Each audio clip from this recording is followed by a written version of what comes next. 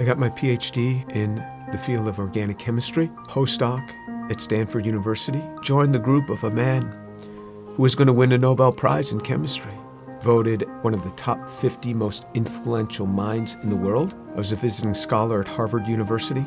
I've spoken at every major university in this country, have over 650 research publications, voted the R&D magazine Scientist of the Year. I'm in the National Academy of Inventors. I'm a member of the American Association for the Advancement of Science, over 120 patents. Started 7 or 8 companies. We work in areas that range from medicine to material science to electronics, computer memory, medical devices. We work across a broad range of areas. But more than any of that, what means the most to me is that I'm a Jew who believes that Jesus is the Messiah. I grew up just outside of New York City. I thought everybody was Jewish. I didn't even know that there was anything else. I had no particular interest in that, other than when all my friends were getting bar mitzvahed or bat mitzvahed, and then I would attend, of course, every week. There was never really any excitement for me. I remember once I even tried to talk to a rabbi. He just brushed me off. There was very little explanation for me. I remember when I went to college, I started meeting a number of people that said that they were born-again Christians, which was sort of an odd term. What's born again? What do you mean, born again? One person saw me in the laundry room. He said, "Do you mind if I give you an illustration of the gospel?" And I remember we sat there and he actually started to draw a picture. A cliff with a man on one side, and he drew a little man, and then another cliff with God on the other side, and a big chasm in between that he labeled with sin. And I looked at him, I said, "I'm not a sinner. I've never killed anyone. I never robbed a bank. How could I be a sinner?" And he had me read a verse from the Bible. "For all have sinned and fall short of the glory of God." In modern Judaism, we never really talked about sin. I don't remember ever talking about sin in my home. So he turned to another passage. Jesus said, "I say to you that everyone who looks upon a woman with lust for her has already committed adultery with her in his heart." Pow! I felt just as if I had been punched right in the chest. Here I was, new in college. I didn't think anybody knew. I would pick up these magazines and I became addicted to pornography. It was just through those magazines. And all of a sudden, something that's written in the Bible, somebody who lived 2,000 years ago is calling me out on it. And I felt immediately convicted. And that now I realized I was a sinner. When I read in the scriptures what sin is, then I knew I was a sinner. How am I going to get to God?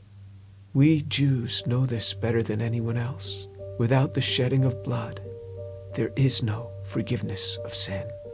This description in Isaiah 53 of how he will bear upon himself my sin, the things that I had done, and this was him. This was the man that took this upon himself on the cross. The perfect God comes and gives himself for us. He is the one that gives himself for us. I started to realize how Jewish the New Testament is. This book is so Jewish. The New Testament is so Jewish. It's all around Jewish people. And then on November 7th, 1977, I was all alone in my room. The realization that Yeshua is the one who died on the cross. And I said, "Lord, I am a sinner. Please forgive me. Come into my life." And then all of a sudden, someone was in my room. And I opened my eyes. I was on my knees. I opened my eyes. Who's in my room? That man, Jesus Christ, stood in my room. This amazing sense of God. Jesus was in my room and I wasn't scared. All I started doing was just weeping. The presence was so glorious because because he was there in my room on that day. And I didn't want to get up. And this amazing sense of forgiveness just started to come upon me. That was him. Finally, I got up. I didn't know what to do. I didn't know who to tell. Here's this Jewish kid from New York City. What am I going to say? My cousins were shocked. How could you do that? You're Jewish. Telling my mother how I had invited Jesus into my life. She didn't say much. She was weeping. She told my father they weren't happy at all. And she said, I don't blame them for killing Jesus after the things that he said. Who is he to come against these religious leaders that have dedicated their lives to helping people and to tell them that they are whitewashed tombs? Who is he, this young man in his 30s, to say this to these scholars? He got what he deserved. And my mother's a very deep, pensive, careful reader. She read from Genesis right on through the Tanakh, the whole thing. When she got done, I said, what did you think? She said, God warned us over and over again. He warned us.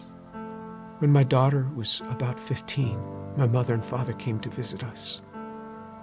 At one point, my mother went into her room for several hours. She came out. She said, quite a young girl you have. She talked to me for a long time. She started reading the Bible again, both the Old and the New Testament. One day, not long after that, she called me on the phone at the age of 72. She said, Jimmy, you wouldn't believe what happened. I said, what happened? She said, I was just reading. And it hit me. It hit me. The way he gave his life. I believe it now. Jesus is the Son of God.